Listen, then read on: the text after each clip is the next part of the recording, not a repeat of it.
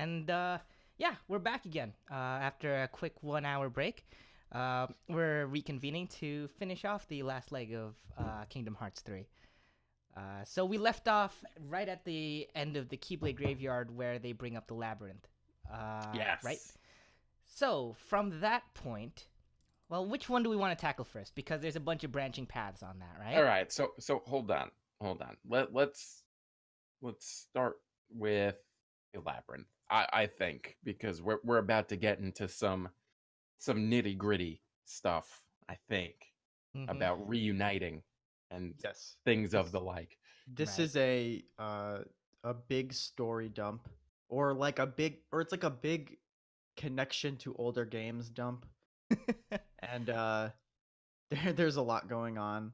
But to like reset the scene, Master Xehanort raises a labyrinth. Right, he's very close to forging the Keyblade, and now there's just a bunch of the character, to play out the Keyblade War. There's a bunch of the pieces of light battling the 13 pieces of darkness, Yep. and that's where we're at. Yep. All right. So There's go ahead, Rob. Sorry. No, I was gonna say so. Like the first branch, I think was you can either go to Riku and Mickey, who are fighting Larxene, Marluxia, and Luxord, Yep. or you can go. What was the other branch? I forgot the other I branch. think it was Zigbar. Shit. Yeah, it was Zigbar and I think Ansem, Seeker of Darkness. And who are you fighting with? You fight with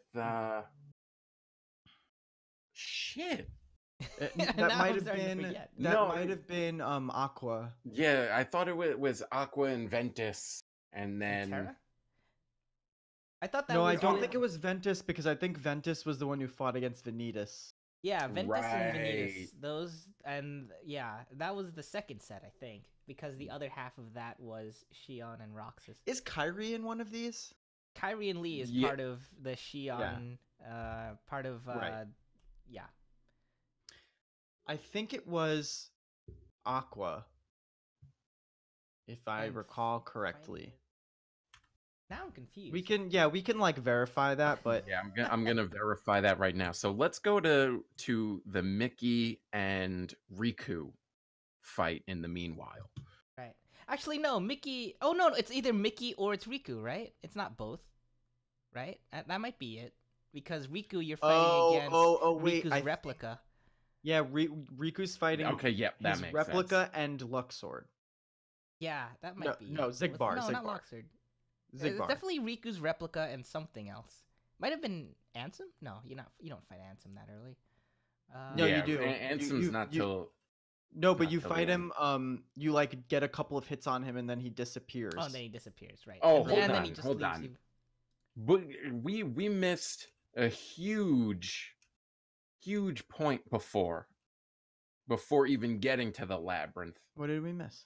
We missed Yen Sid Ex Machina, bro.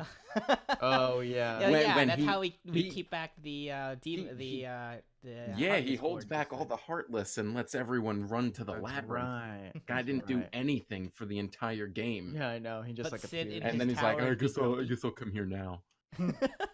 But hey, it shows that he's still useful, right? Right?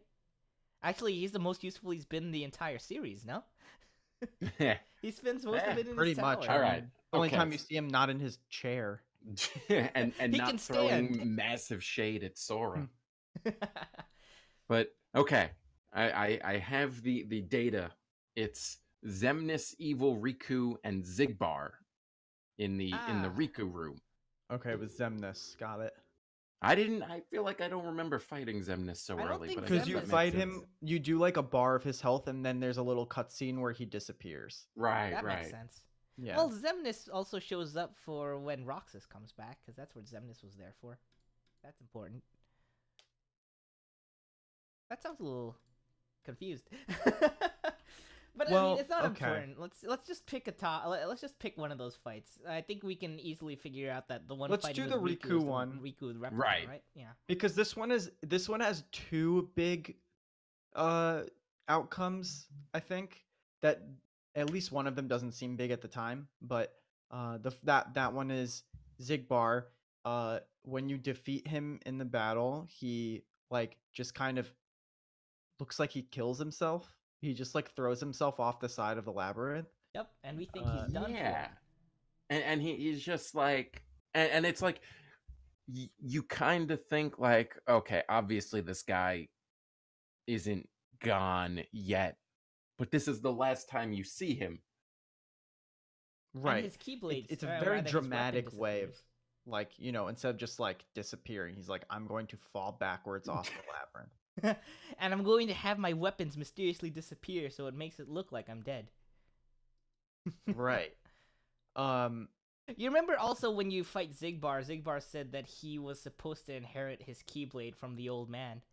And yet, yeah. And it doesn't really quite make sense until, you know, until the very end. Yes. Yep. So we'll get there, but in the meantime, you fight. Okay, so your ally is good Riku. You're fighting evil Riku, the one with the heartless armor. And when you defeat him, essentially Riku's facing his replica, and essentially they're arguing about which one of them is real, because evil Riku is like, I'm the real one. And then the evil Riku, like, kind of like darkness that lives inside of like good Riku, kind of jumps out of him and merges with the replica Riku.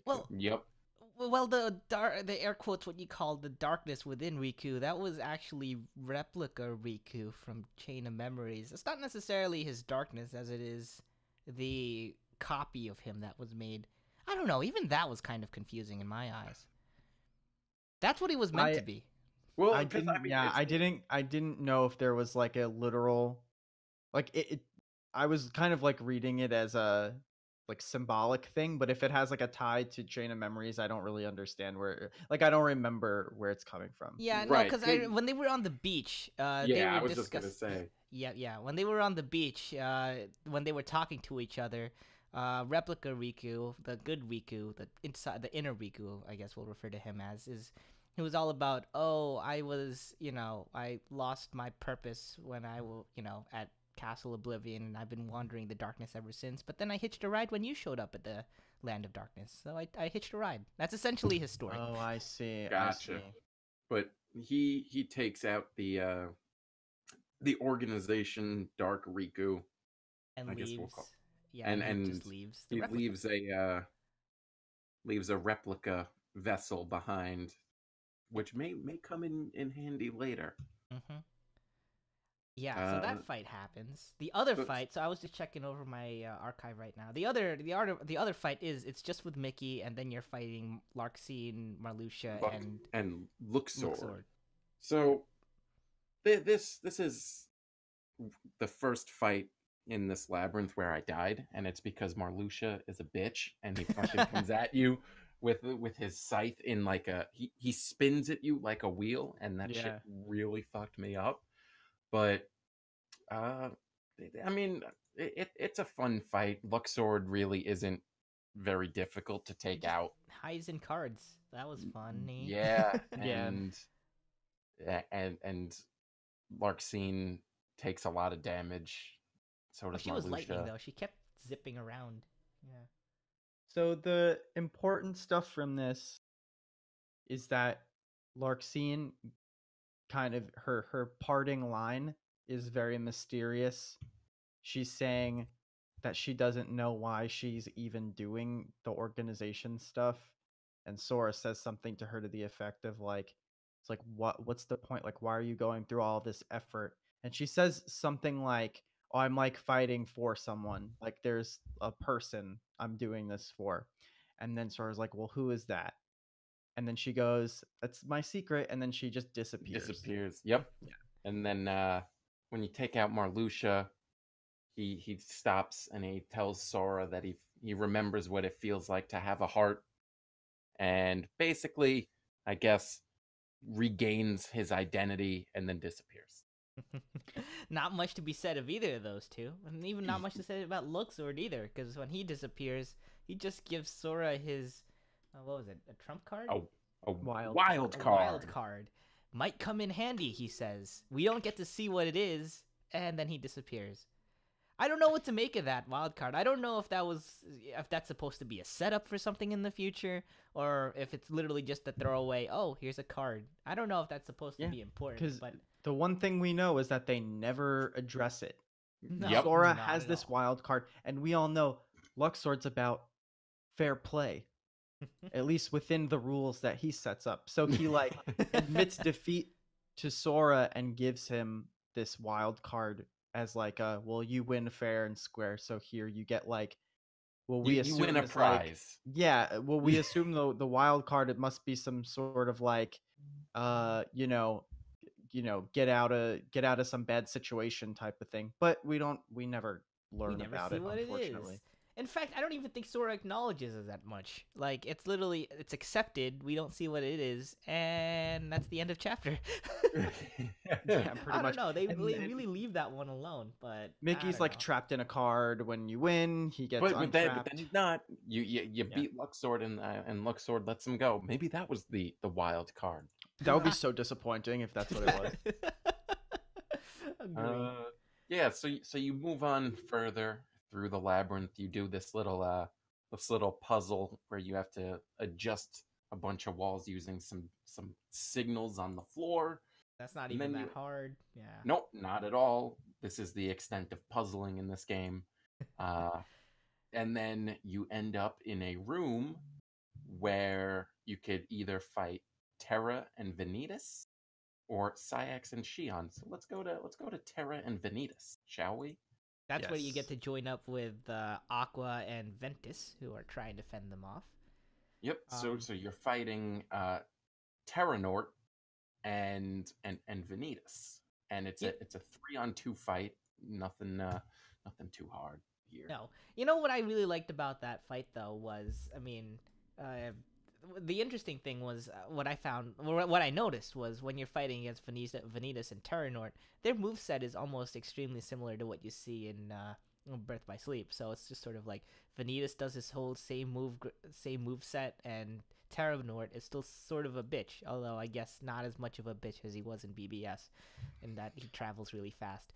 But there are certain moves that you can see and predict, and I appreciated the fact that they went back and revisited similar move sets for those characters. Yeah. It gives it a sense of continuity, Even though as a whole it seems like there really isn't any consequence to it, because you can you do so much damage that it doesn't even matter. And they don't deliver as much of a punch as they did in their original game either. Because if they did, you'd probably be dead in 5 seconds flat. Yeah. So when you defeat Terranort, something special happened. Yes. Terranort has the now. This is assuming. So we should probably actually talk about Vanitas first, because I think like that cutscene happens first. Well, it depends on who you beat first, really. Yeah, it depends. Because I think Does that one? I know most of them do, but like I remember the Terra one was kind of a bigger deal one. Well, I guess whatever. We could just talk about it. Terranort has the Seeker of Darkness Heartless kind of fighting with him, like behind him.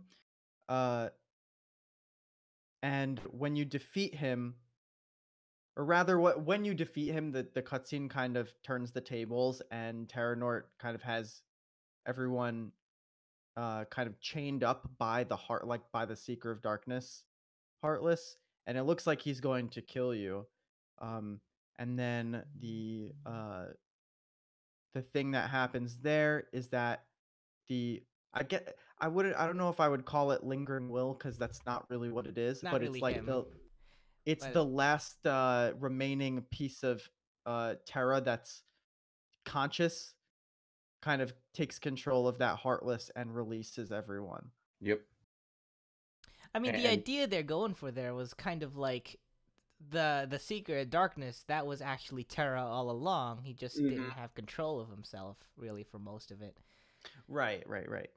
It makes sense, considering I explained this to Mark K the other day, but the idea was when Terranort originally created, Ansem the Seeker of Darkness, he kind of created a Heartless for himself, which was Ansem, Seeker of Darkness, but he also created a Heartless for Terra as well, which ended up being that I don't know, what do you want to call it? That Seeker of Darkness part. It's kind of hard. The Guardian. The Guardian. Yeah. That's they what should have that's called what you him call it. Ansem Nort then. It's just very confusing because technically Xehanort was possessing Terra at the time that he struck himself with his own Keyblade. I don't know. I can see the logic there, but it's really circuitous if you don't. Really put a lot of thought to definitely if you don't take the time to think about it, you're just like, well, what the fuck just happened, and why did this just happen? I mean, that's pretty much the mindset for anyone that you try to tell the Kingdom Hearts story to though, isn't it? It was a really great scene, though, like when it kind of pans over to the Seeker of Darkness and you can hear it like trying to speak. Yep, and it rips I off, didn't realize like, that that's what was going to happen at all. Neither I did thought that was very cool. And doing that frees Terra, right? Yes, Yeah. because he ends up forcefully, getting Xehanort out, or getting the darkness out of him. Yeah, he puts himself back in. He grabs Terranort by the fucking face. Yeah. And like squeezes the Xehanort out of him. It's crazy. That's pretty intense. Yeah, that was a really good one. And then when you beat Vanitas. I forget, but I think is when he like reveals what his face looks like to Sora, right? Yeah. And he's like, I was the part that was missing out of Ventus, and you're the part that made Ventus whole again. So it only makes sense that we have the same face, Yeah, because Sora was very confused. He was like, wait, why do you look like me? and then Sora tries to have a nice little argument with Vanitas. It's like, you don't have to be on the dark side. Yeah, and it's just like, oh god, come on, don't do this. Yeah. But I am darkness. This is what I chose for myself. And it's like, this is what most of the end game ends up being, is like Sora talking to these people like they're best friends. Yeah. Like, you don't have to be evil. You don't have to do this. And you know what? Let's keep moving, because we'll talk about that a little bit later also. Okay. But that wraps up the Aqua Ventus Terra side of that combat bit. The other half, go ahead. Then the next room is Kyrie and Lee, and they're fighting against Syax and a hooded cloak person. It really gave it away when you notice that she's wielding a Keyblade. It's not really much of a spoiler, does it? Spoiler alert. The person with the Keyblade happens to be none other than Xion. How does Xion get there? How did she get back? That's a good question. I was about to say. It does not explain very well how she made it back first. And the world may never know until Kingdom Hearts 4 comes out, or no, they're never going to answer that question. Kingdom Hearts 3.1. Oh my god, don't even get started on that. Or 1.2, or whatever comes next. 3.14? She released on March 3rd. March 14th. But so yeah, Xion's back, and people are visibly disturbed that she's back, and Lee goes to attack Syax, and Xemnas wrecks him. Yeah, Xemnas breaks his Keyblade, and he's like, "Oh, you use a Keyblade now? Lol." Is this a toy? Yeah, and he breaks the Keyblade and hits him with a million lasers, and Syax is standing in the background with his eyes glowing yellow. And quite frankly, it's so sinister that I love it. Yeah, that was pretty dark right there. Like, he didn't look responsive to anything right there. That's pretty berserker mode of him, really. And it's like at this point, you're really thinking to yourself, like, the fate of this plot line rests on five people who can wield the Keyblade really well, and then Kyrie and Lee who just got it, who only got their Keyblades like a year ago tops. Like a year. Like this is your your final plan. Like, something doesn't seem right about that. Yeah. Now, it's very sketch. Go ahead. Now, I'm a little hazy on how we get Roxas and Naminé back, because we do in this section, right? Yes. Not Naminé. Not Naminé, just Roxas. Just Roxas. So the idea. So Roxas is the replica. We use the replica for Roxas, right? Well, yes, technically the replica kind of shoots its way in. Yeah, this explanation is very hand wavy also, but the idea was and it's like there isn't really an explanation. No, there isn't. They tried to give one. Technically, he was already like so at some point in all of this event, like they re-uploaded the data of Roxas into a what do you call it? Into a replica at some point. But he was still asleep. They couldn't wake him up until until the connection with his former friends were formed, and that's why they needed Shion and Axel there, because they were kind of like the guiding posts to bring him back. So now here's the real question though, right? It's like, so you have the vessel from the replica evil Riku that you just reclaimed before, right? Yep. But then there at one point Demyx shows up in the Radiant Garden and drops off a replica to. You see, I'm pretty sure that's the replica. That's the replica. That's the Naminé replica. No, that's the Roxas replica, I think. Okay. Because the idea is the Riku. So think about it. The Riku replica, he left it behind because he wanted. That's the replica that he wanted Naminé to take. Remember, the sacrifice was made for Naminé. Right. Right. And I guess that makes sense because most of the game you're trying to find Roxas anyway, and you're going to need Roxas as the trump card later in the game, right? Yep. Okay, that makes sense. Yeah, so the one that was dropped off by Demyx, that was Roxas. For Roxas, yeah. Yes, that makes sense. I don't know. He magically teleported. Don't freaking ask me how that works. Yeah. Listen, it doesn't matter because he gets there and you have to fight Sayax, but you're fighting Sayax with Roxas and Shion after Shion says that she can't fight against Sora. Mm-hmm. And this is possibly the most inconsequential fight because you don't have to do anything.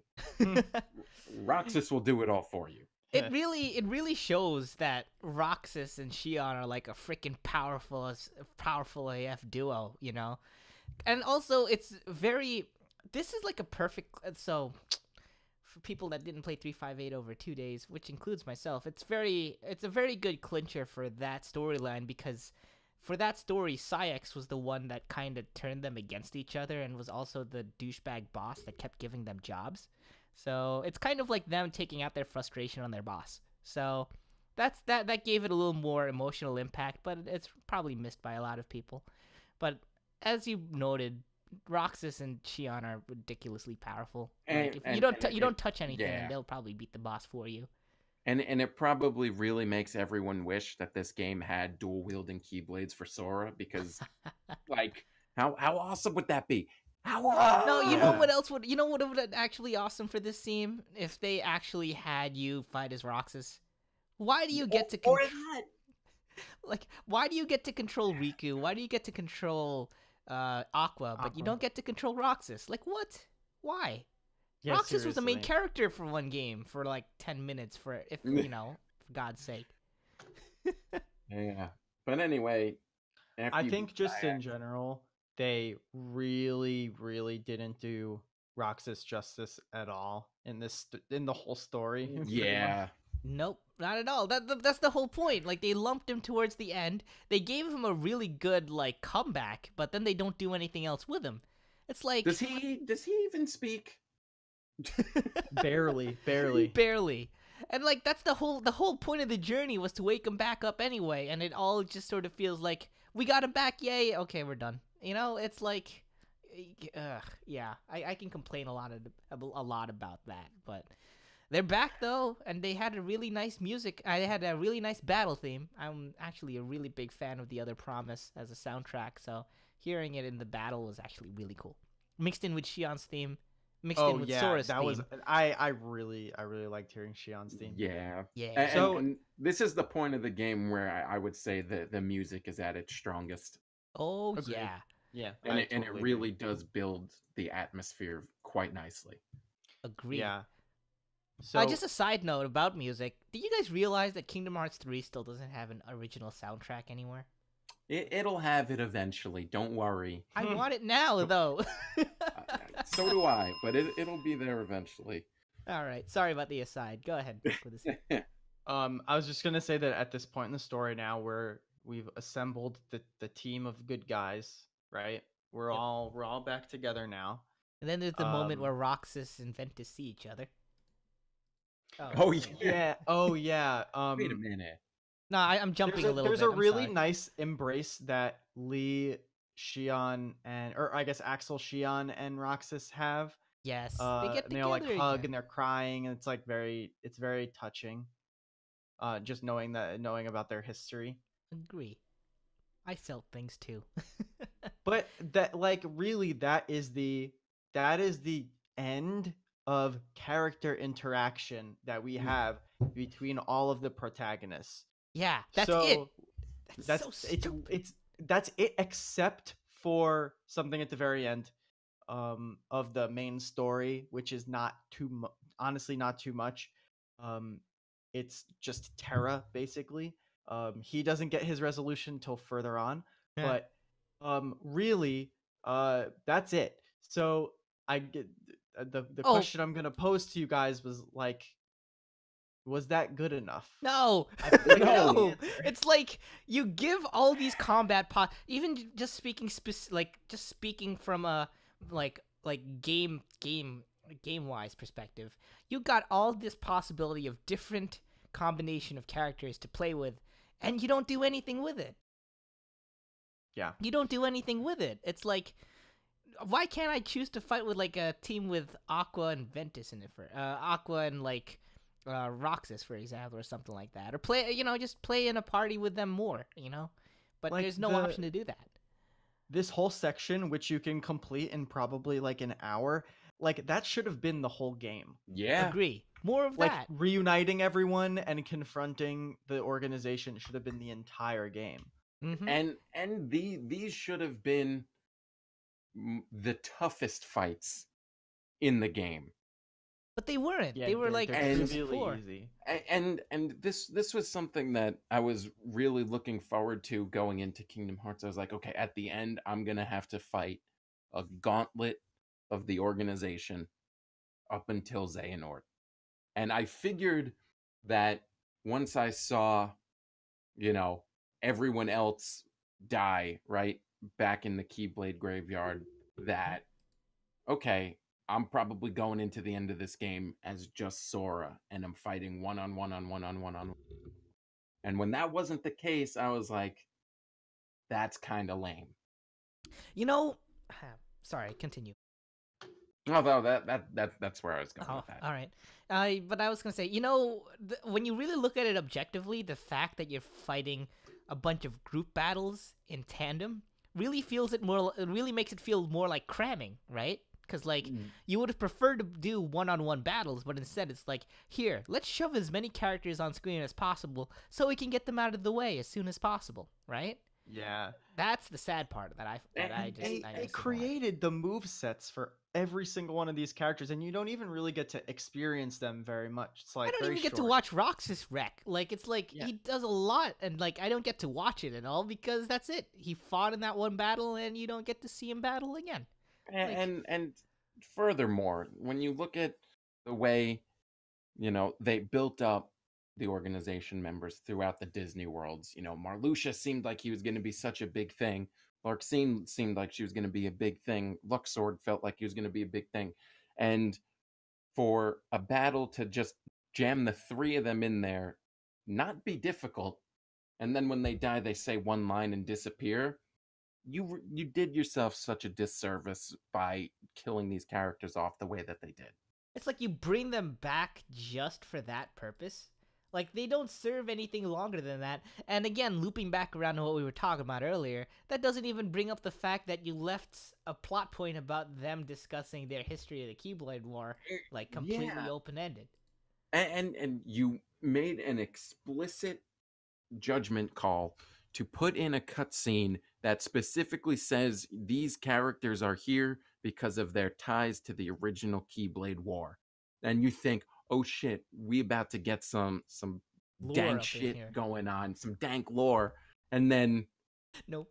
not only is it never mentioned again, but you beat the characters and then they just disappear. You know, if the problem specifically with that is that they expect, like, the game expects you to have played Kingdom Hearts Cross Union, because it's so stupid that they've hidden actually what that references to in Kingdom Hearts Cross Union. It's just sort of like, they had some bodies back during the Keyblade War, but they couldn't tell us that in Kingdom Hearts 3. But like, I mean, even if you didn't play Union Cross, you could have figured out that they had some bodies at some point. Yeah. That's why you know, like, because that's why they're nobodies. That's why they have nobodies, because at one point they did have a somebody. Mm-hmm. That's like, they show up in the game. They show up in the game, but it's just sort of like, you couldn't give us that same service here in this numbered game. It's like, you expect us to just remember that instead? In like, what's supposed to be the end of a saga. It's an end of a saga, all right, but it's also the start of a new saga.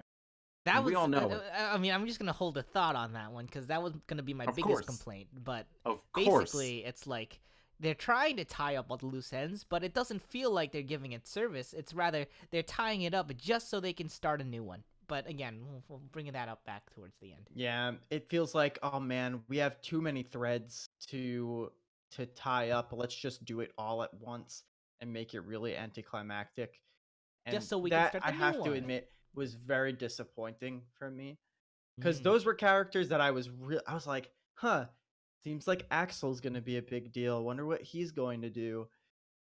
We're gonna finally have all these characters reuniting, and they just kind of have a one sentence, like you said, one sentence, and then let's move on. Sorry, end of the world's happening. You know, it's they just let it's not justice. Those characters did not get justice. Yeah, not in the slightest. And I mean, you guys remember when you know the game first came out, we were talking, and I mentioned I had a hot take that Marluxia had his own agenda, and there was going to be some big happenings at the end of the game, and that wasn't at all the case.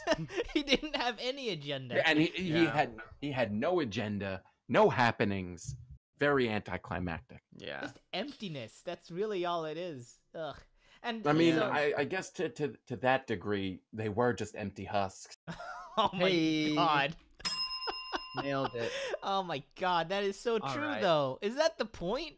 Oh no, was that the point the whole time? No, I hope not. Listen, there's no way that's what they came up with. Yeah, that sounds much like it makes sense, though. There's no way. No, and I mean, the proof is that there's some organization members still very much in the game, or one, I guess, and then there's like Larxene, who's got some weird mysterious parting words and stuff, so who knows. I could see them still, in whatever form it takes, like still being something, but yeah, they really like fumbled that one, I think. So I'm just gonna bring it back to topic now, but speaking of things that are fumbled, something we forgot to mention that happened during this whole fight, Kairi gets kidnapped again. Oh yeah, she gets taken by Xemnas. Did anyone else yell at their monitor? I have it down on stream. I pretty much yelled at this game. I'm just sort of like, don't go kidnapping Kairi again. I didn't, but when it happened, I was like, of course she would get kidnapped again. Yeah. I mean, like, this whole time I was so excited. I'm just like, Kairi's gonna kick ass. She has a Keyblade now. She gets to do great things, and she gets kidnapped. I mean, come on. But Rob, what if I told you it got even better? Yeah. So let's get there. So when you're done with all that, you're Sora. You run up the side of the labyrinth, and there's that flow motion in action. Yep. And then on the platform, which is a nice size for a battle arena, is Xehanort and all of his various forms. So you enter into a fight against Xemnas, Ansem Seeker of Darkness, and Terra Xehanort. Not Terra Young Xehanort. Xehanort. No, just young Xehanort. Young Xehanort. I always confuse them. Young Xehanort. I believe that's it. You fight all three of them. It's fun to like go back to like seeing the moves of Xemnas and Ansem Seeker of Darkness because you remember them. Oh, and the music also has a little bit of each of their themes. I noticed too, which was a nice touch. Yeah, it's a cool fight, and it's the harder of the bunch because you're just Sora, I think. No, you're with Mickey and Riku. No, you got Donald and Goofy, Mickey and right? Riku. Oh, you have Mickey and except Riku? for the times when they get zipped away sometimes. Yeah. Oh yeah. So, but you know, there's like not a lot of stakes to this because they're not really the real ones. Like, Master Xehanort exists already, and so it's just like 3 more bodies to get through, you know? Yep. Well, each one of them actually have something to say.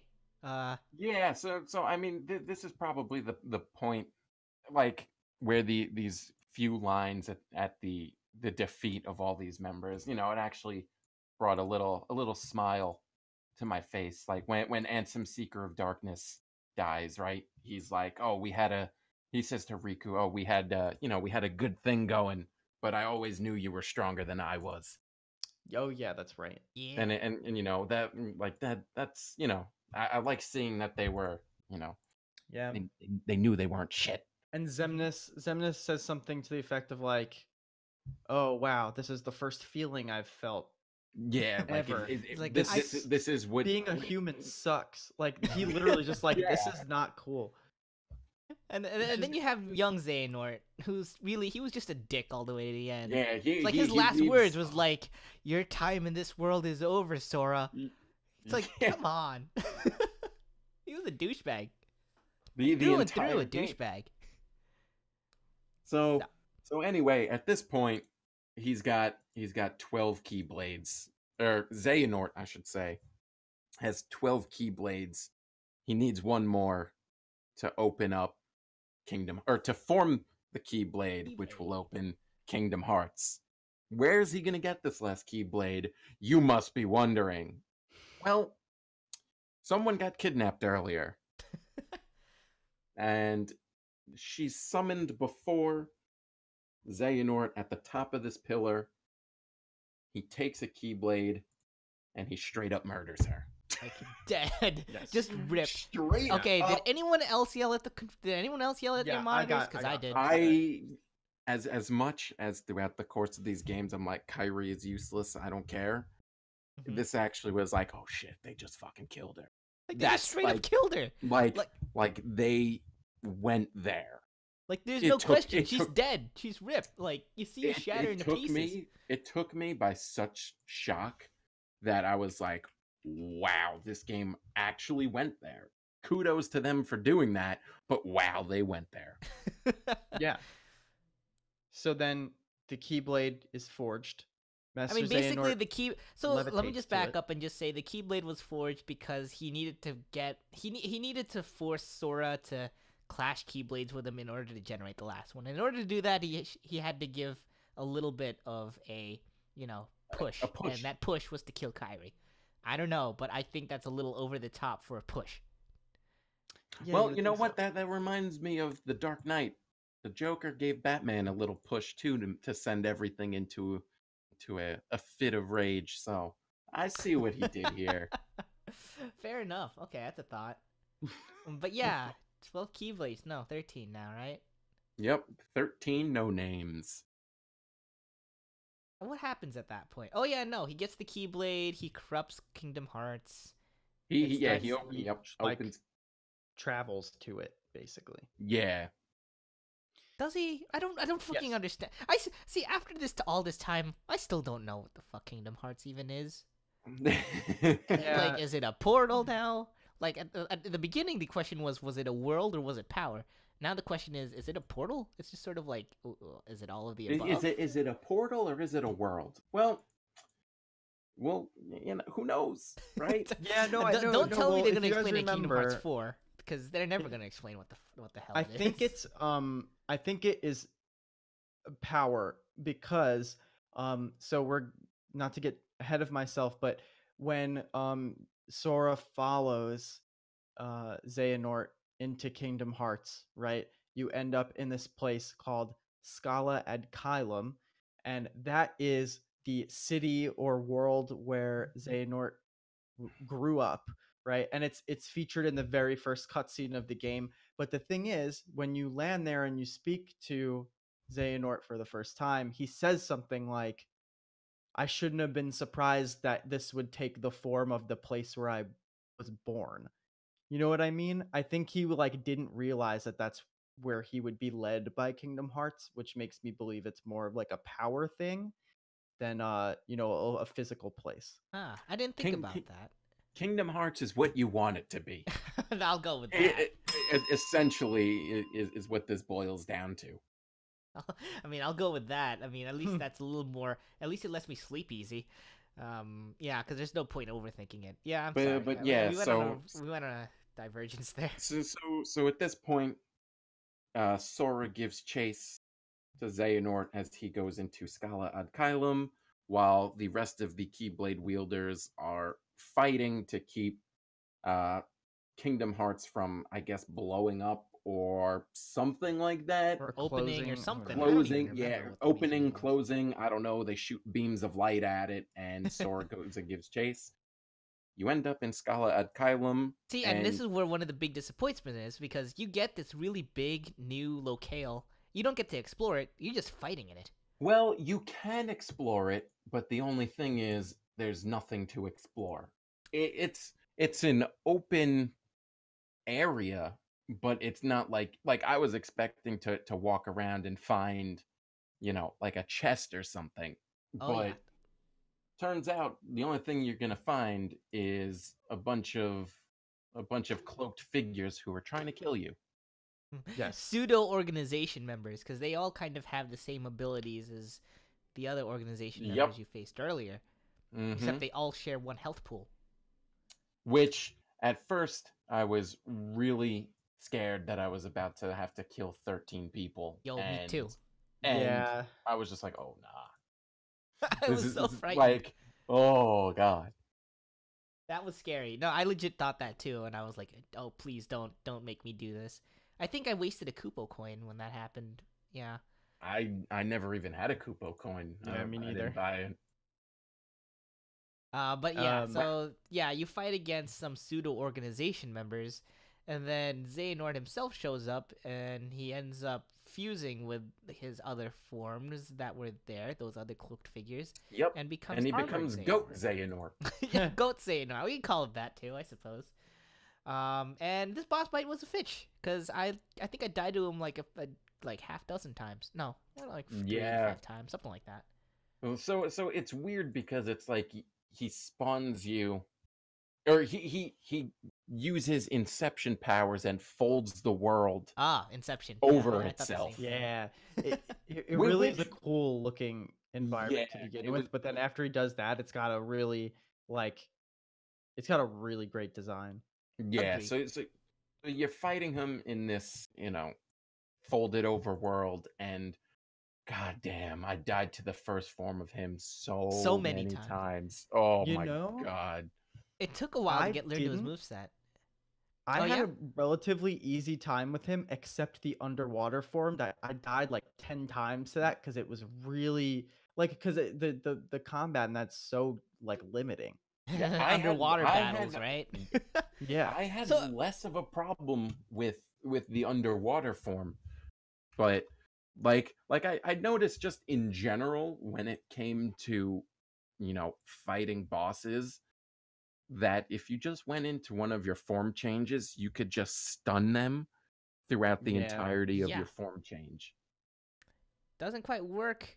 Or rather, I had a little more trouble trying to pin Armored Xehanort down. And also, there were a couple of moves that he used that I couldn't escape from for some reason. Like the one where, there's a bunch of these glowing orbs around you, and if they all blow up, you instantly get summoned right next to him. And then I don't think that's something you can break out of. I think that was a mechanic just to make sure that you couldn't just run away from him the entire fight. Hated that so much. Yeah, but that fight, yeah, that was a bitch. He had what, 3 phases, right? Yeah, so you had the folded over phase, then The you had the underwater underwater phase, phase, then the in then the you sky leave phase. the underwater, and now you're outside at the front of Scala ad Caelum, but everything is like being destroyed and Also, shit's I like don't think And you're Sora and flying Donald are around. with you. Yeah. Donald and Goofy are with you during the third form. Because I don't think I got No, healing I, from I anyone. I don't think they were because I remember using a lot of potions. Yeah, I remember having to do a lot of heals on my own. I mean, it's not like Donald ever healed me anyway, but yeah. Yeah, I mean, fucking fuck Donald. But yeah, so after 3 phases, that battle ends, and then you instantly go into yet another battle where they're at the top of Scala ad Caelum, and you Which just, I think was a dope arena. oh yeah, oh yeah, I because it kind of had the like stained glass floor like you would get in the at the beginning there when you pick your ability. it's like it You know, full, it, you're it going full circle, you know, Hey, you're yeah, going right it's back where you can started I from. can I interrupt quickly? you Just absolutely to can. loop back on something we were talking about before, the like what is Kingdom Hearts thing. Uh, I'm just I looked up a cutscene really quick. Uh, the part I was referring to where Xehanort says like he says basically like of all the places to be sent to, as if he like didn't know. But then he's talking about Scala ad Caelum, and he says it is the nexus from which all worlds spring. So maybe Well, Scala ad that kind Caelum of and sounds, Kingdom Hearts are like One and the intertwined. same. yeah, because Yeah. that kind of sounds like the light that birthed all of these different universes, which is what Yeah. Kingdom Hearts is known for, right? Kind of sounds like it. Sure, I can take it at face value. Yeah, Yeah, so just wanted to throw that in there, but that's all. that's a good thought. Um, but yeah. So final Xehanort battle atop that tower. He keeps generating stupid keyhole doors that he Yeah. kept popping out of. Uh, what are the two? Well, there was that gimmick, and then the gimmick where he forces you to go into rage form. Yeah, he steals your light. You go into rage form, and then you have to attack him a bunch of times. I died once during that Oh, that form must have been frustrating. because you can't heal. But What does it throw you back to when you restart the battle? it just starts you at the beginning of that encounter at the Okay, top of the top of uh, Scala. Okay, yeah. good. I was gonna I, say if it threw you all the way back to like the start of Armored Xehanort, I would listen, have I flipped might my still lid. be playing the game if the case. But yeah, if that battle goes without a hitch, you beat Xehanort, and then he gives his reasoning, explaining, "Oh, I had to do this because Oh the my world is god. corrupted by darkness, and I just wanted to bring the So, light back." you know, a year ago when we started this live stream, the thing I opened with, that little monologue, that's what Xehanort is saying. Uh when he's about basically I cut it off before he starts saying uh like I can be the leader, and then Sora says something like no, that's not, you don't have the choice, and no real leader would not like do something crazy like this. Not But your choice to make. Yeah. yes, it's not your choice to make, but he's saying that like essentially he thinks the world was it's an odd rationale because he is basically saying the world, the nature of the world, or worlds is light, but people had darkness in their hearts and it corrupted worlds, so he wants to start everything over again. It's such a Which it's like, how did he get to this point? Because everything we've known of Xehanort to this point is not anything close to what he is. Well, I mean, I yeah. mean, this is such a stretch to get to this point. Like I don't know. his inter- This is Go a ahead. cop out. Call it. It's trying to give him redemption where it's clearly too late to give him redemption. You fucking killed Kyrie. You really think this is gonna redeem you for all of your actions? That was the thought going through my head. There's no redemption in that at all. Yeah, but he gets redemption, unfortunately. He Yeah, gets it. But before we get to that, I want to agree with you guys. Like if you think back, or at least when I think back, the way that the whole Ansem Xehanort thing seemed at first in Kingdom Hearts 1 was like some people doing some fucked up experiments on people, and it causing some kind of evil to exist, and it has to do with like science and whatever. And then like in the end, for it to be like, oh, I was just like orchestrating like restarting of the world so that I can be the ruler of it. It's just like, it seems like it got very far away from that like interesting like mysterious start that you get of like where everything is coming from. Listen, you can tell that they watched Avengers Infinity War to come up with this ending, because that's essentially exactly what Thanos did. The world has too much wrong in it, so we're gonna start over and wipe the world clean. Nah, man, that doesn't fucking work here. You can't pull that card. You can't pull that card. I mean, after the way you've built it up to this point, nah, man. Like, after all the shit that you've done, you don't get to play that card. No, I get it.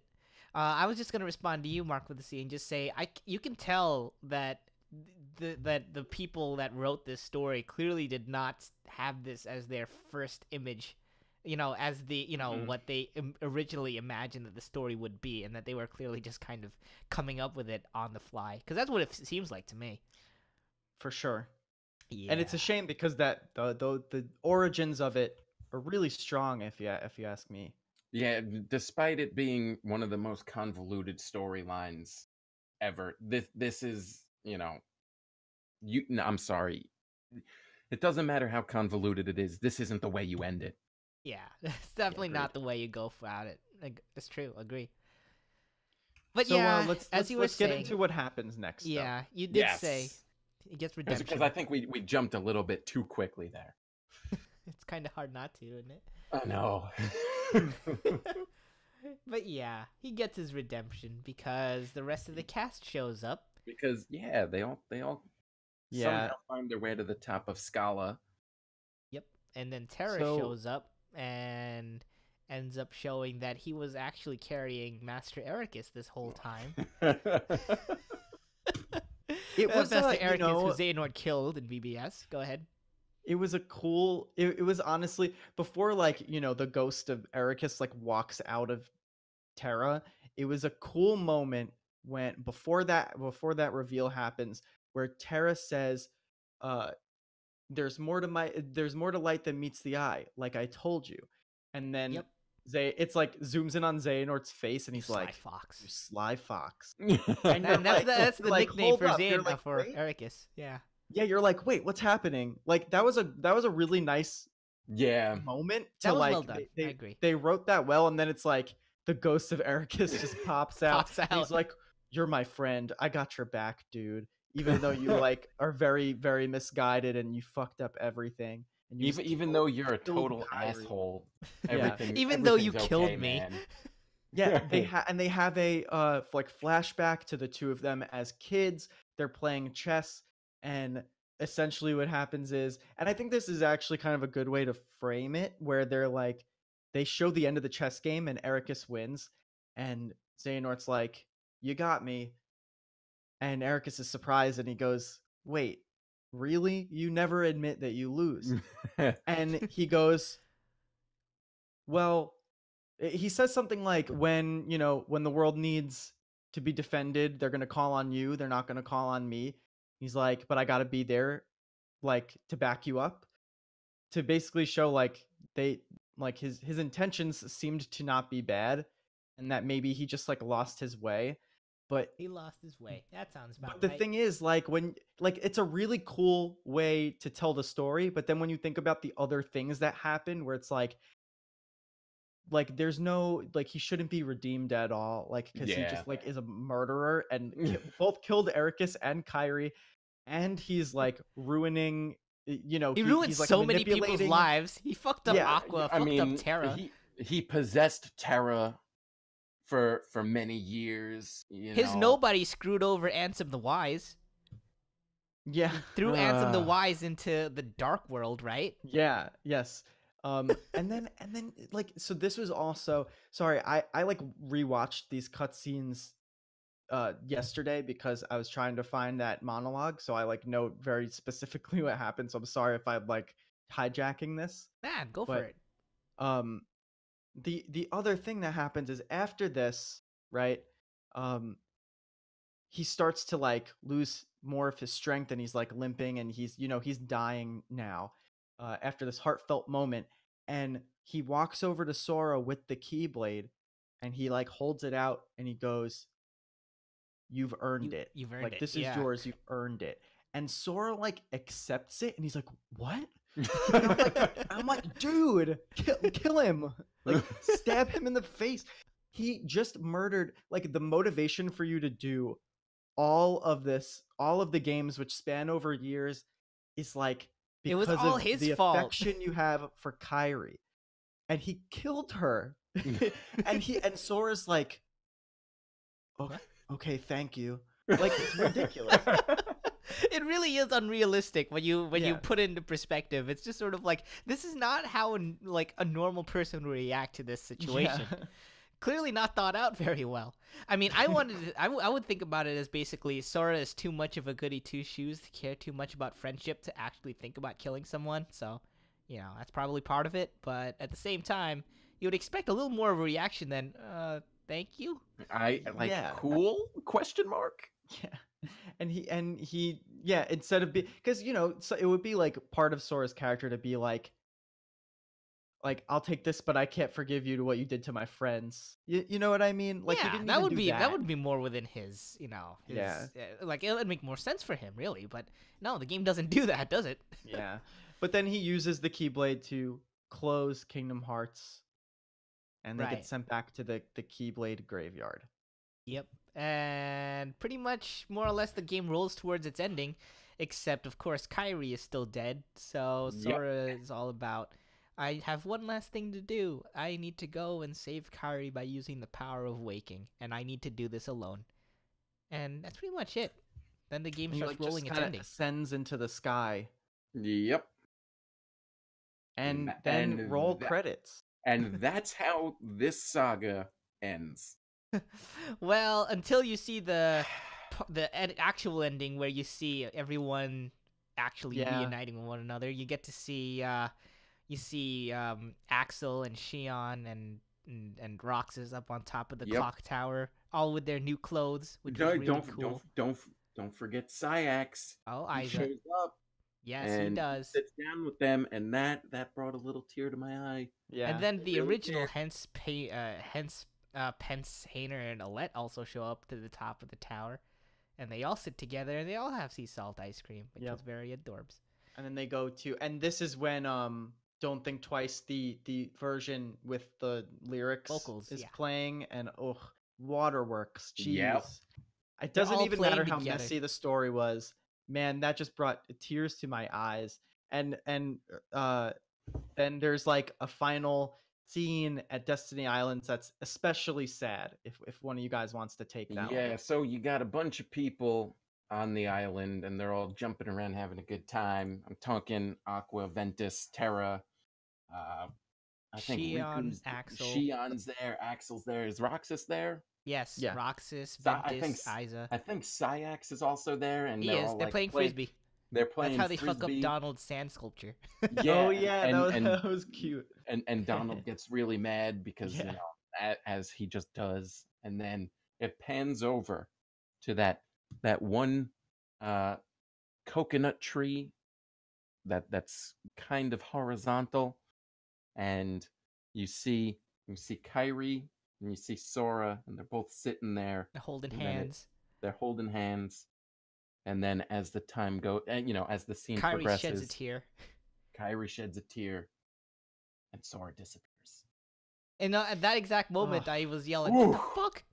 Oh. That I was like, I was like, no. It's like real, because like honestly, that was just like because it suggests that Sora just had to sacrifice himself to get Kyrie back. And that's so fucking sad, man. I mean, but the thing is, like, it's such a weird gap of an assumption to make, because the last thing you see before that is Sora saying, "Oh, I need to go and save Kyrie." And then all of a sudden you're jumping to this ending cutscene where Kyrie is nice and safe and all, and it's just sort of like with Sora, and the initial thought is, oh, I guess he had an adventure all on his own that we didn't get to see. And then Sora disappears. It's like, but wait, what? Huh? Did they have an adventure? Did this actually happen? Is this all in Kyrie's head? Is she in like the final world, and is she just dreaming or something? Or a lot of weird thoughts came to my mind. And it's like, I think we all would have been okay with if that's the way it ended and Sora did happen to go out on his own and they didn't show it, but they're all there together, and then they just were like, nah. Yeah, nah. There's another game that needs to be made now. It's such BS though. I thought this was supposed to be the end of the chapter. Well, so, yeah. before we get to the post credits, through the end credits, we see a bunch of images, and we find out Naminé's back. Yeah, yay! That's true. She's back. Yep, and then it's very unceremonious, but she's back. She's probably just as. It's funny because she's Kyrie's nobody, and she was pretty much just as useless as Kyrie. But the thing is, like, she ends up meeting up with Riku, who has the gummy ship, and they hold hands and they fly off together, apparently. Yep. So, and like, is that a ship now? And it's just like, okay, I guess that's a thing. So, like, they're together now. but you know what? She gets walked through Radiant Garden by Lexius and Xaldin. And still haven't said a damn thing. They still didn't say anything. They just hold their hands out. They're just like, and they're just like, okay, she's all yours now. And so now before we get to the post credits, how are you guys satisfied with the way this game ended? No. I think the answer is obvious, but I definitely am not. It's like, the thing is, this game, again, touted itself as being a closing chapter, a finale of sorts for all these characters that a lot of people have grown attached to in the past, 13, 17, 17 years, right? I don't think they necessarily said for these characters. For the arc. The arc that's been lasting for 17 years. Okay? So, I mean, yeah, I guess it's safe to say that the Xehanort arc is over. Yep.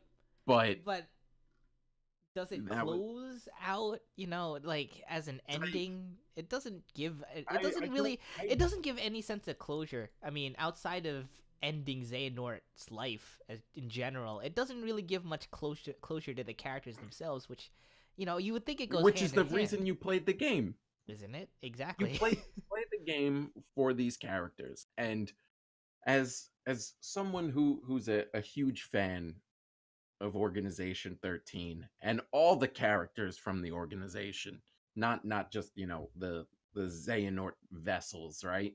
Like, I wanted to see a better resolution to that arc that they didn't give me. True. The organization really did not amount to anything in this game other than being a tool. Especially since they were such a big deal in Kingdom Hearts 2. To go from that, you had all this other shit happen in these other games, but, like, you left me hanging, dude. Like, you played up their importance, especially through trailers. Like they showed them all in the trailers. It's like, oh my god, they're back. This is gonna be great. And then one-liners is essentially what they ended up. Like, there's no development on that front for sure. Yeah. Sorry, Mark with the C. Go ahead. No, I'm agreeing that it was disappointing.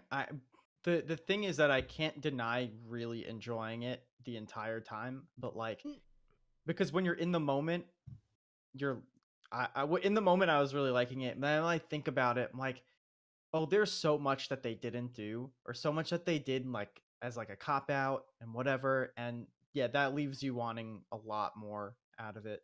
Yeah, so I'll just say I enjoyed every step of playing this game. Oh, agree. I mean, it I was an had enjoyable experience. I Yeah, for had sure. a huge smile on my face for the entire game. Game brought me to tears. I think that goes without saying. I enjoyed the game. I just, it's like it just doesn't.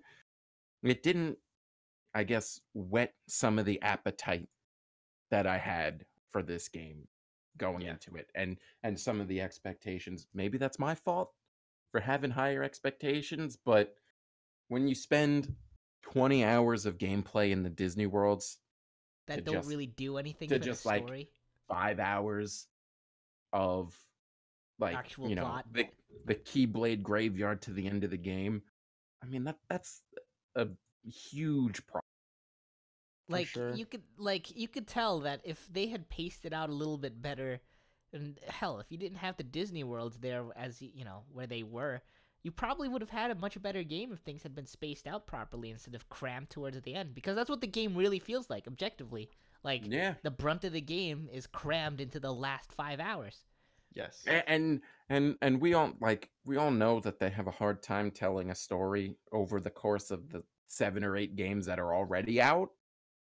Like to just try and cram 5 hours worth of, or it's really, they tried tying 8, 9 games together in 5 hours. That didn't work. Like that's unrealistic. And if I had known that they were trying to do that, I would have had less faith in it. Maybe had more of a realistic expectation. But yeah, they were trying to make it sound better than it was. I'm sorry, Mark, I and cut you off. and maybe, if they, even if they did follow the traditional revisit to the Disney worlds, but they actually had story for like all these organization members and all these other characters that we've come to love, and seeing more of Axel and Kyrie doing their Keyblade Training. crap, like I don't think any of us would be saying we were disappointed if that was the case. Like I can take the Disney worlds as long as there's something driving me through the Disney, not just going through them for going through them. Yeah. Agreed. Yeah, agreed. And that's something that you did have in the previous games during the revisits, but not so much, in this game. And I think that's a huge shame. Yeah, indeed. But okay, so any other thoughts on that, on the how the game ended in terms of the the main end of the story? I mean, that's pretty much Mm, covered there, I yeah, guess. yeah, Really. pretty Okay, much. so That's then we it. can dive into some of the more fun stuff, which is the epilogue and the secret movie. Oh, baby. So we'll just go. I mean, epilogue has the most to talk about in it because it's the most grounded, but it's also got the biggest twist in it. So I'll set the scene. We're back at the Keyblade graveyard. This is after credits roll. Wait, no, it's not. Yes, it is. It It's is. after It credits is. roll. Yeah, it's it's post at the end. credits. We're back at the Keyblade graveyard. There looks to be like a bit of an intersection, basically, of two paths, and then all Keyblades all over the ground. And in the center of it, you see none other than Zigbar, the uh, organization member who appeared to have killed himself after you defeated him in the labyrinth. But he is in the middle there, and at his feet is you guessed it, a black box. What? Yep, and then So- Wait, but weren't they searching for that the entire time during this game? Yeah, we finally get to look at the black box. But yeah, when do you guys take it away from here? I mean, so another thing that happens during that scene is that Zigbar summons the four foretellers from like the Keyblade War, and those were the ones that held high. Well, 4 out of the 5, I think it is. I forget the number, but the point is he summons the foretellers there, and basically explains that his role that he's had up to this point is now over, and that that he has the black box. And and sorry, I forgot to mention. Zigbar is holding Xehanort's Keyblade, Yep. which has an eye on it, which I'm sure we'll get into in a second. But I forgot to mention that he is holding Xehanort's Keyblade. Yep. Because originally Zigbar is also Lushu, and that was another one of the foretellers, at least one of the apprentices of the so-called Master of Masters. Oh my God, I don't really know if I can explain back cover properly, because even that one's kind of like a headache. Listen, I'm not expecting you to. But the whole point of that eye in that Keyblade, it was supposed to be the Master of Masters eye, which allowed him to see into the future and predict the future, which in this case was the future of the Keyblade War and everything else that happened after that. No one can really say what his purpose is now. That's part of the big mystery. Like, what was Lushu's role? What is he here to do now? And what is in the black box? And basically, Lushu / Sigbar ends by saying, well, I hope you guys like long stories. And that's basically where that ends. You know what? I just gotta say it. That's the most meta fucking thing he could have said. Because Kingdom Hearts is a long story. Yeah. Like that is so self-aware, and I couldn't help but laugh when he said it. I was, of course you would fucking say that. Of course you would. Of course he would. And the foretellers are all just like, "What did you summon us here for?" Like, they're getting tell me. Yeah. You tell me. Yeah. The other thing that Zigbar Lushu says that he's basically been hiding throughout like generations in other bodies in order to reach this point, and he was being very patient by pretending to be a lackey of Xehanort's to where he could wait for the oh my god, what's the word? The inevitable defeat, because I guess he knows, because of the Master of Masters has the book of prophecies, which kind of foretells everything. So I guess he knew. So he's just waiting for Sora to defeat Xehanort so that he could take the Keyblade and the black box. Part. Yep. Yeah, and then also in the background is Maleficent and Pete. Maleficent and Pete. Yep. Maleficent and Pete were like the most useless part of this story here. It's I know. all about black box. Well, black box. Hold on. I think Kyrie gives them a run for their money. I'll just say it. But okay, you're right. Right. Yeah, they also note that one of the foretellers didn't make it because she had her own role to account for. So Ava did not make it, but she knew what Lushu's role was, but they don't tell us what Lushu's role was. Like, yep. Again, leaving things very open-ended. Yep. I mean, again, this is kind of tied into Cross Union again, but my theory about Ava not being there is simply because she had to hide off in another universe. Actually, you know what? Never mind. I'm not going to do it because I can't even wrap my head around what Cross Union's trying to say, so I'm not going to even try to bring that up. Move on. Yeah. But so that probably gives us a little bit of a look at, maybe what to expect in the future, hopefully, I guess. Something to do with Zigbar / until it's just, the next chapter of Kingdom Hearts Union. Well, realize also, like, at the very end, it ends back with the chessboard, back again with young Xehanort and young Ericus. And Ericus is like, hey, I heard about this new game. And then it was lined up with, 7 pieces of darkness and 1 piece of light. So if you think about it, you've got 4 foretellers.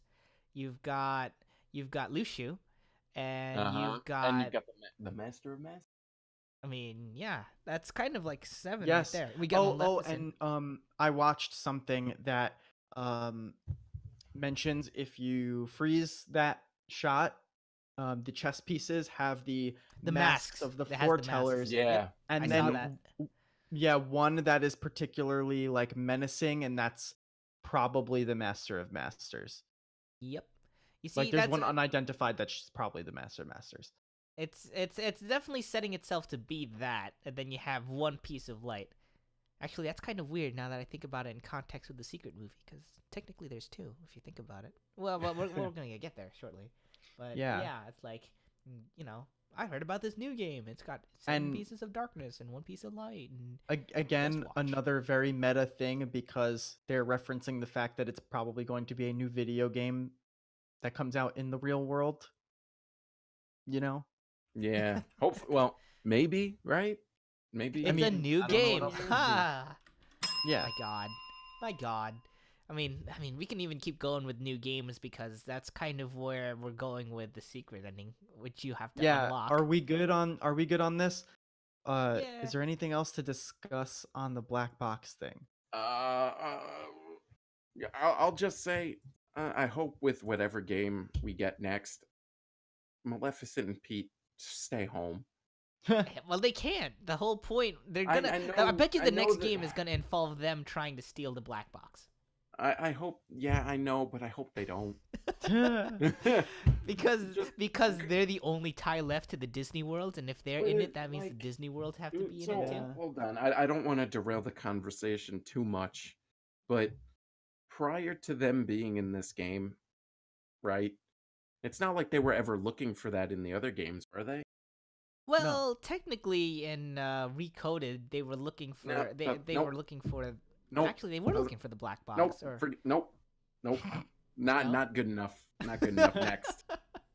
Nope. They were at least at that point. Maleficent was already aware of the Book of Prophecies, so that was hinted very early on, if you consider it chronologically. That's it. That's all I'll say. So they didn't have any business. More or less. Okay. Yeah. Yeah, we'll just have to wait and see how all that shakes out. But if you were lucky enough to spot 30 lucky emblems on Proud and take pictures of them, which I wasn't, but I went back and I did it before I beat the game by looking up a guide. There was a secret ending. Mark, take it away. Okay. So there's a static shot of a puddle on the ground. In the reflection, you could see some blue lights and some red lights on either side, right? And then it cuts to another shot of like a rainy city, and there's a car there. And then it cuts again, and then you see Sora kind of looking bewildered and being like confused, like what's going on. And then there's more shots, and you start to put things together and realize, oh, this is like Tokyo. They're in literal Tokyo, or Sora's in literal Tokyo, because it shows the like the Tokyo Times Square, and then Shinjuku. Government building. Shibuya, sorry, that's Shibuya. It's Shibuya. The 104 building that they show off is very identifiable for. Shibuya, that's like a government building, but they show the actual the equivalent of like the Tokyo Times Square as well. And then they also show Riku is in this world as well, and they're looking confused. But yes, when it goes to the Shibuya building, it kind of pans the camera all the way up, and who do you see sitting on the side of that building? None other than Yozora from Virum Rex, which is the fictional game inside of the Toy Box world. And next to him, a hooded figure with his hands behind his back. Well, not necessarily next to him. It was a different cut, but they could all be in the same city. Really, is the idea. Were they not on the same building? No. I don't think so. But No. But the hooded figure takes their hands, holds it up to the real moon, and makes a heart. Whoa! That hooded figure is.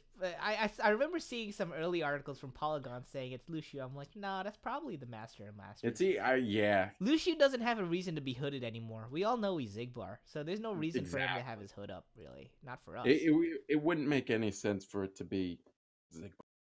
Nope.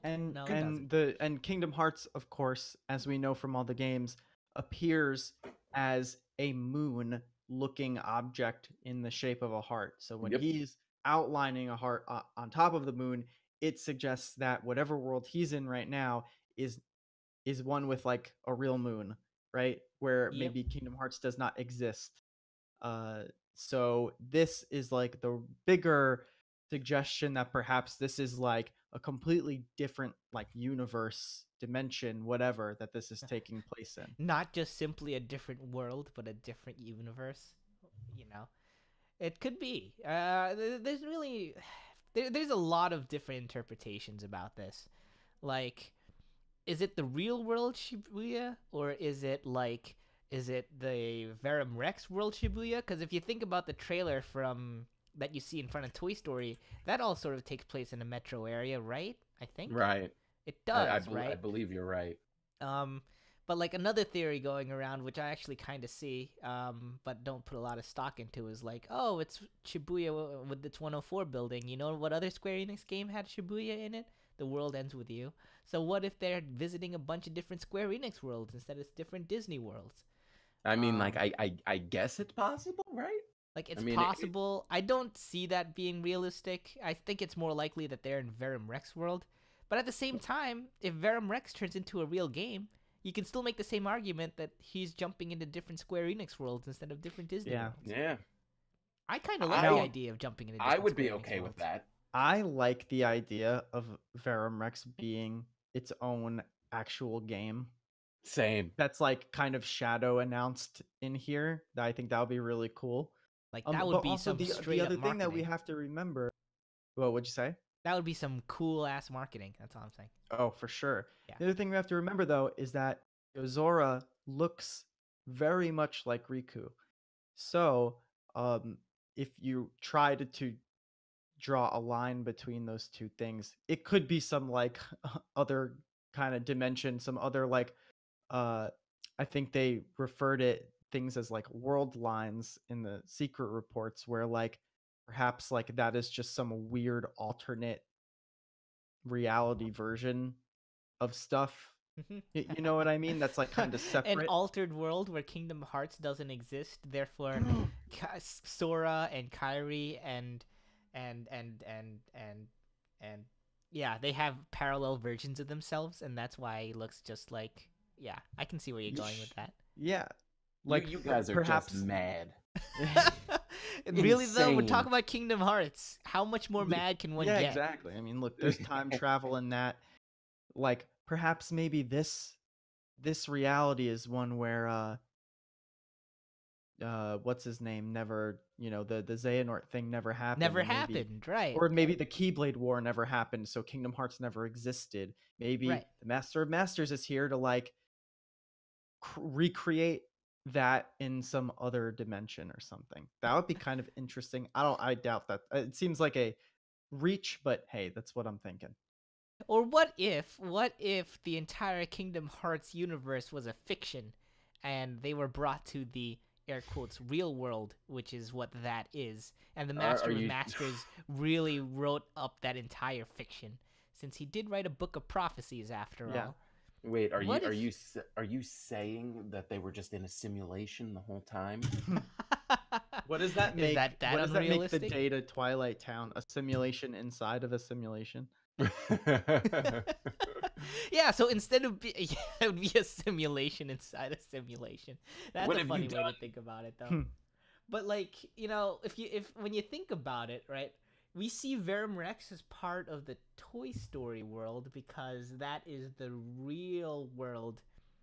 So the idea is Verum Rex is a fiction inside the Toy Story world, right? So what if all they're doing is inverting that prospect of it? But then that would make Jesus them Christ. Wait. Can I have like can I do some conspiracy theorizing? Go for it. Why not? Of course. If you remember back to the Toy Box storyline where they bring up the possibility of parallel realities, right? Mm-hmm. The one where Andy exists and the one where he doesn't. Because they split the world in two, yeah. And if someone did, Verum Rex is a fiction within Toy Box, that could be like one of two different toy boxes. So perhaps like there is some evidence of some alternate dimension shit happening. I mean, that I think was like the biggest hint of it, simply because of the fact that the world was split in some sort of weird way. Yeah. They never explain it. Like, like that's what I was thinking. Like post game, one of the thoughts is just sort of like, well, they didn't explain this, so maybe alternate worlds isn't exactly as far fetched as we make it be. But really, I'd be cool with it. My mind would just be, you know, at this point. Mark with a K, I'm assuming your brain's already blown. You know what? My brain's already poo-poo right now. too much. I would like to see a Verum Rex game, though. Just thinking about it. If it becomes real, we have to revisit this topic and like really talk about it. And we have to play Verum Rex. I would like it to be an action RPG as well. I would too. I mean, like, it seems to be based off of what Final Fantasy 15 was supposed to be, which was Final Fantasy 13 Versus, which is what they wanted to do originally. So it's not outside the realm of reason that it couldn't be, that it could be. Yeah. Or, you know, Xehanort says to Sora, "You're already too late." And so maybe the world did restart when he died. No, yeah, but he's already too late in the sense that like it's already been kind of put into motion. I'm theorizing again. But you know, what if it's the world that has restarted and it's all completely empty and there's no, you know, conflict that brings out Kingdom Hearts, so now it's like plotting to what if it's connected to the cycle. actual ending of the game where all of the characters are hanging out together and Kairi is all by herself? What if that's the restarted world already? It could be. And I'm gonna go nuts thinking about this. It's been driving me nuts for a while now. I just try not to think about it, otherwise I really will go mental. Yeah. But I think, yeah, as far as the secret ending is concerned, that's probably the closest to how the next game will probably start, which will be very interesting to see. But as far as what other plot points were introduced that weren't tied up, you have Sora disappearing. But then you also have, we overlooked this earlier, but we also have this mysterious girl that Lee and Isa talk about a lot. So for example, when you defeat Sykes in the labyrinth, the Skein of Severance. Yeah, when you beat him there, they like Isa's just sort of like he tells Axel is like, I was jealous of you, or rather I envied you, or rather, what was it? He was mad at him for forgetting about him and the girl that they used to visit quite a lot, right? Something like that. And the girl comes up a few times in other discussions as well. Like, apparently Ansem took care of this girl, and then she suddenly disappeared one time. The secret reports actually talk a lot about this girl, because apparently Zigbar, interacted with this girl at one point as well. I don't know. Where do you want to go with this in terms of this topic? Like, no one knows who this girl is. It's very possible that this might be something important for the next game as well. Yeah, I mean, they don't really hint at it. I mean, they hint at it a little bit, right, in the secret reports, but it's probably just sequel bait. Honestly, we'll find out about it. It's again, strong bet here. It's based off of something from Kingdom Hearts Cross Union, because she ends a secret report by saying, "May your heart be your guiding key." So again, it's yet another something connected to a mobile game that I can't bring myself to care for. I don't understand why, you know, the mobile game has so much impact on this now. Like, over every other game, which, you know, have been out for longer, you know? Yeah. You have a lore to develop with all these other games that you have, and yet you're placing all this focus on a mobile game that only came out a few years ago.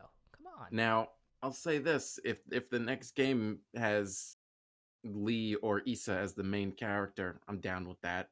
Yeah. See, that's a thought that I had, basically. Like, Lee and Isa seem to be very important to this girl, or rather, this girl seems to be important to them specifically. Yeah. So, you know, if it hinges around them, and maybe Axel gets a chance to redeem himself and actually become a true Keyblade wielder. Also, I'll say this: if the next game has the two of them, or if a future game it doesn't have to be mainstream. It could be another offshoot again. I'll gladly take an offshoot, as long as it's like a Birth by Sleep offshoot. Kind of thing. If I get to choose who I get to play as first, I'm down with it, 100%. If they're gonna have Axel, bring along Roxas and Shion. Be the true Keyblade trio. They have to. They're actual Keyblade wielders. That's what I believe anyway, but I would like that very much, but maybe that's hoping for too much. I don't know. Now, okay, but before we get to the post-game content that I know Mark, I think, is the only one who's played, how did you guys feel about the difficulty and the combat? Good thing bringing it back. Yeah. So I played on normal. The game was too easy on normal. Like, that was a regret. And there's a difficulty below normal too, isn't there? Yes. Yeah. I don't know who in their right mind would play on easy. Like, this game was too easy on normal. Mark and I both played on Proud, and I can definitely say, apart from some of the, like, I had more problems with normal enemies in the game than I did on boss fights. This game was incredibly easy. Yeah. Super easy. You know what really broke it? The Disney rides. Disney rides. Like, those... the pirate ship, the carousel. Like, they're just flashy. Those are very overpowered. Like, I don't mind them being added into the game. And I think they were a nice touch to the combat, because it gives you kind of like a break and an invulnerability period in case you needed it. But emergency, yeah, I get it. I don't think it should have been something that was able to be used in a boss fight. Because Aqua. The pirate ship really trivialized the boss fight with Aqua. In something that's supposed to be a very tense moment, it really deflates. It wasn't. It deflates like the aura around it, really. Yeah. It's like you have them getting all giddy and happy and all bright light and stuff. It's just sort of like it doesn't mix with the mood. It really was jarring. I tried my best to avoid triggering it too, but I kept hitting triangle by accident on the wrong action. I got to the point where I was just like, it doesn't make sense for me not to use it, because it's just gonna pop up on my screen anyway, so I might as well use it. Yep. But I mean, that, and what else? Like, I think the MP bar was actually very generous. The MP bar was very generous. It's like 100%. I felt like it drained after you hit your cooldown. Maybe it's because I think you got MP haste very early on. I mean, I know I definitely had it, but like, the bar regenerated very quickly, and especially in boss fights where the arena is gigantic, you could stall long enough to get your MP bar back. No problem. That's true. You can stall for sure. That's one of the reasons why, like, I never really felt pinned down really if I ran my MP bar empty. I mean, and another thing that also enables MP haste is the fact that I don't think I ever found myself pressured to use an AP boost in this game. Like, there were so many items that, like, increased your AP by, like, freaking 70. I'm just like, what the hell is this? Yeah, I remember getting... I don't remember what the name of the item was, but it boosted my AP by 40. And I had that, like, 3 worlds into the game, so I was already, like, plus 100 on my AP. I never needed to take any of my commands off. Yep, not at all. Although, speaking of AP boosts, I guess I could have used them on Donald or Goofy. But the thing is, I don't think they even unlocked that many abilities. Dude, they didn't have very many abilities at all. Like the progression was very, very sparse, especially for them. Like, they had nothing. They had pretty much nothing. I mean, Donald had MP haste and boosts to his magic attacks, and Goofy had, cut damage in half for most or something like that. Nothing special. Yeah, nothing big or crazy.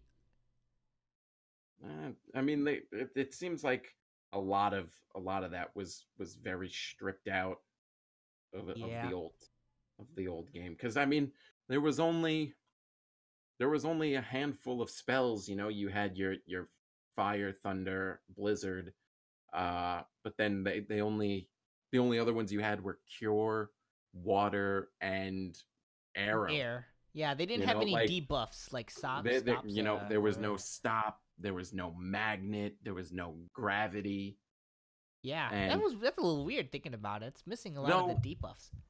Yeah. the one thing I will say, Blizzard was neat because it added a bit of mobility, because it created a A rail of rail. ice across the Yeah. floor that you could jump on. I thought that was pretty neat. Yeah. But I mean, there's a lot of nifty that they added to this game, but I can't tell whether it made things easier as well. Which I still don't criticize, because I kind of like a lot of these quality of life changes. Like, for example, you can keep moving while you cast a magic spell. Like, you have momentum. Like, I thought that was great. Your momentum. Mm-hmm. I agree with that. What else? Yeah, but second just speaking about forms. Oh, go ahead, Mark. characters, Go. really quickly. Something that I noticed that I used in previous games would rely on the new abilities of the world specific characters a lot more, and I felt like in 3 it could be just because they get added to your party without you having to swap them out, or just because maybe you were too powerful that they just didn't feel like I could have, if they weren't there I wouldn't have noticed, you know what I Yeah. mean? Yeah. And that was a little bit of a bummer. I really liked in the past being like, okay, like I've got like, because you remember in like 2, if you had like Jack on your team, like from like he was like a higher level and would do a lot of damage. Yeah. It was like I never got that feeling, which is just something that I missed a little bit. Yeah, and it's Yep. like the only time you really noticed that you had those extra party members was when their situation command would show up in the Yeah, in the command deck, if you Yeah. will. And then even then, like I I I mean, I rarely used those. Like I used the Hercules one once, and I was like, oh well, that was lackluster. Yeah, for Yeah. sure. Yeah, okay, let's we got a couple things we want to hit on, but I think we should like rapid fire a couple of these. Sure. Favorite scene, what do you guys think? What's your favorite? Reverting Castle Oblivion back into Land of Departure. Yo, I Yeah. loved just seeing the transition of like Castle Oblivion shifting like a big puzzle piece. Like that was great. And then getting to explore the castle for a little bit was also kind of cool, because it was actually very 1-to-1. I love that a lot. You know, I would say my favorite scene was the organization reunion in the Keyblade Graveyard, but then the fact that nothing came of that really disappoints me. I mean, but, you can say that you liked it for the but interaction they had. I definitely, when I saw that, I was like, okay, I fuck with this. And at the time, I was hopeful that something would come of it, so I'll put that as my favorite. I think my favorite might be the Realm of Darkness, like saving mission where you're fighting the Norded Aqua. Aqua. That's a very close second for me too. Yeah, Again, I like really Aqua like that a one. lot. So you're planning my on going close- back and playing some Kingdom Hearts games, right? Oh yeah. I'm gonna go back and do BBS for sure. Yes, BBS, and I think you'll get a deeper appreciation for 0.2 and what they did with Aqua, because I think there's a lot you can say about that. I don't want to say it here necessarily, but it'll all make sense if you ever get to it. It's good stuff. My close second was the Union Key. Just moment shooting where- Keyblades. Yeah. Yes. The yeah. shmup. The near automata ending. Yes, that was what I kept like trying to avoid saying, but yes, the near automata. Yeah, spoilers. That was a really whatever. cool moment, especially because it took me by surprise. But I still think I like the other one more. The Union Cross Ex Machina that happened. Yes. Yes. It's a good way to put it, really. It's what it is. Yeah. Because there's no reason for them to all suddenly come to life again, right? Yeah. I like the presentation of it, though. And the music, which I used for this podcast even. It was really good. I mean, the music yeah, in this game in general was really good. Like, there are a Yeah. lot of mixes. I mean, one can complain that it doesn't have a lot of original music, Yeah.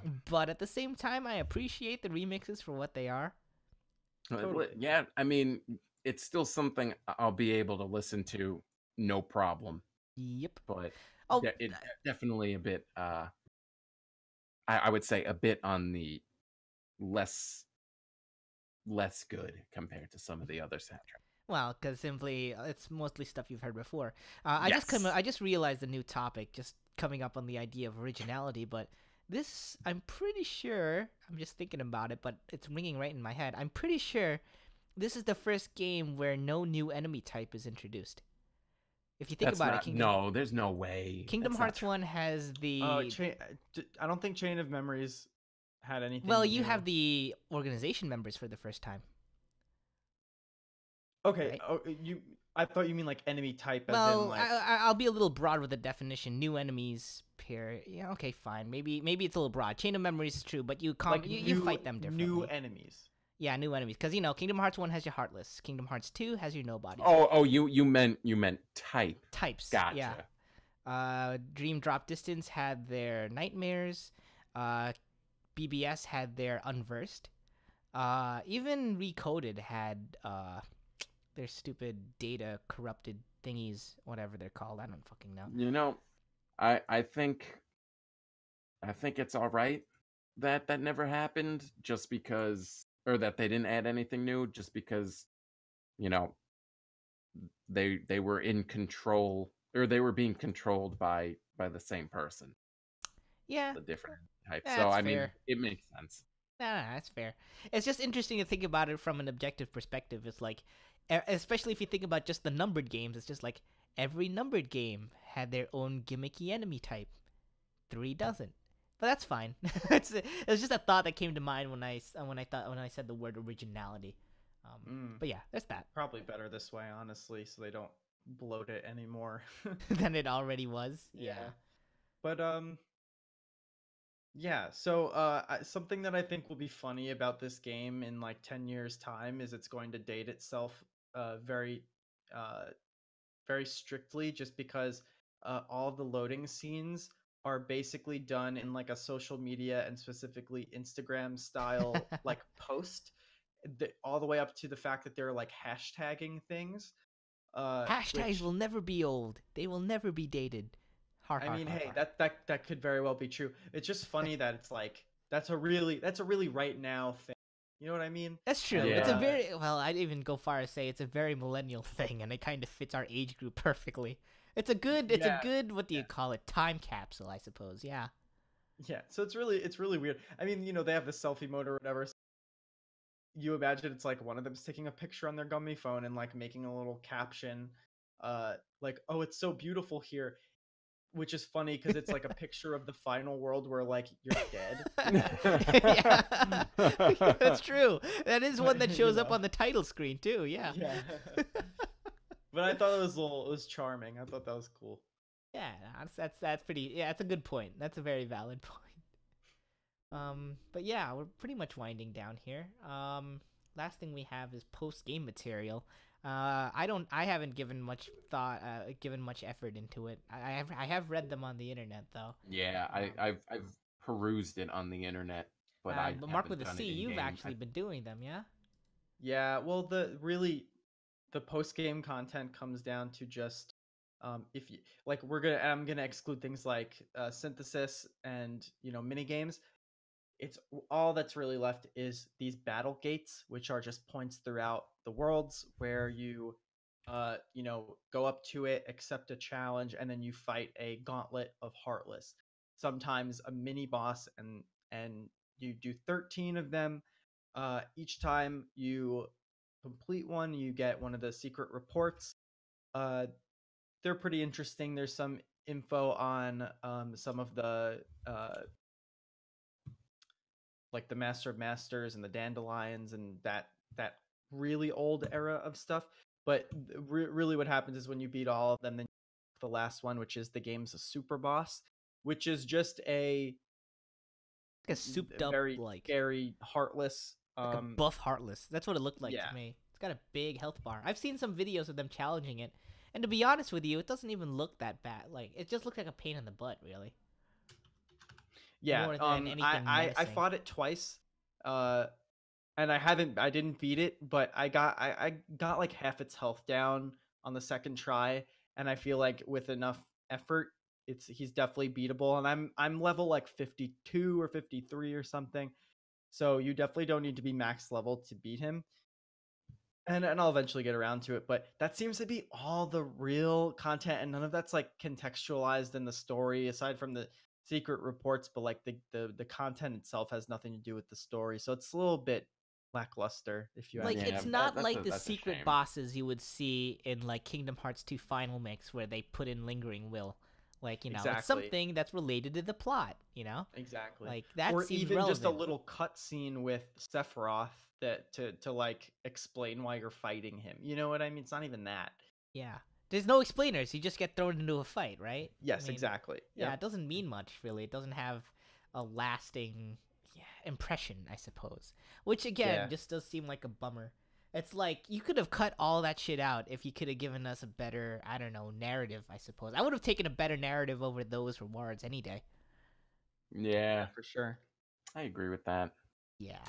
But, I mean, again, I know we're putting a lot of negative spins on that, but the thing is, I think the game deserves them, but it doesn't change the fact that we enjoyed playing, all, like, our 30-plus hours into it. I don't regret Oh, it. I enjoyed every second of it, man. Yeah. I just wish, I guess it's too much of an ask, but I just kind of wish there was more. I just wish there was more. Yeah. Yeah. Makes me wonder if they plan to add any content to the game. I don't think there's any announcements of anything, but yeah. who knows? I think it's unlikely just because I don't think JRPGs are known for adding story content for stories this large. Unless they specifically meant to go out there and do it that way. The only thing I can think of is Final Fantasy 15 got a lot of story DLC. Yeah. That's the only thing I can really think of, though. I don't know. It just doesn't feel like Kingdom Hearts would do it. Yeah, it's not a. I mean, Final Fantasy, I think, have their. I wanted to say precursors, but that's not even true. But even Final Fantasy 15-ish, like, even of all the planned content they were planning on getting, they were supposed to get 3 other pieces, and it only gets 1 instead. But I digress. But really, if you want to think about it this way, they would be better off spending the time developing the next game. Because if you really think about it, I think the game cycle for Kingdom Hearts is like, it seems like it's been a long time for Kingdom Hearts 3, but in reality, if you count all of the air quotes spin-offs and, you know, extra games, there's been at least one every couple of years. Like, before 3, it was 0.2, right? Before 0.2, it was Dream Drop Distance. Yeah. It's been fairly consistent, so like every 2 years, I would say expect something. So they're better off using the time on that, in my opinion. I would agree with that. Making a new game that's more fleshed out. Hopefully, I don't know. Maybe we've reached the threshold of hope, but it's just sort of like we've hoped enough from this game. But yeah, though I think it's safe to say that maybe our hopes would be a little bit lower for the next one, and therefore we'd be overwhelmed with how good it'll be, right? Keep our expectations I'm low. always gonna love it no matter what. Yeah, I unless it does something tragically stupid. Well, I mean, they killed Kyrie. But they also brought her back. So yeah. But yeah. Ha. I guess that'll do it. I think we scratched a lot of topics. Yeah, here. we went far and wide into the world of Kingdom Hearts. This 3. is like we definitely we cracked 4 hours on this for sure. Yeah, that was the second run right now is at 1:57. So yeah, boy. about 2 hours. Yep. Jesus, it was very good. Well, it was a hell of a journey. Oh, agree. And for those of you who joined us and or will join us in the future, we thank you and we hope you enjoy it. But that's going to do it for a special presentation of the Memory Slot A podcast, the Kingdom Hearts 3 Aftercast. May your heart be your guiding key. Very good, Zah. Bye.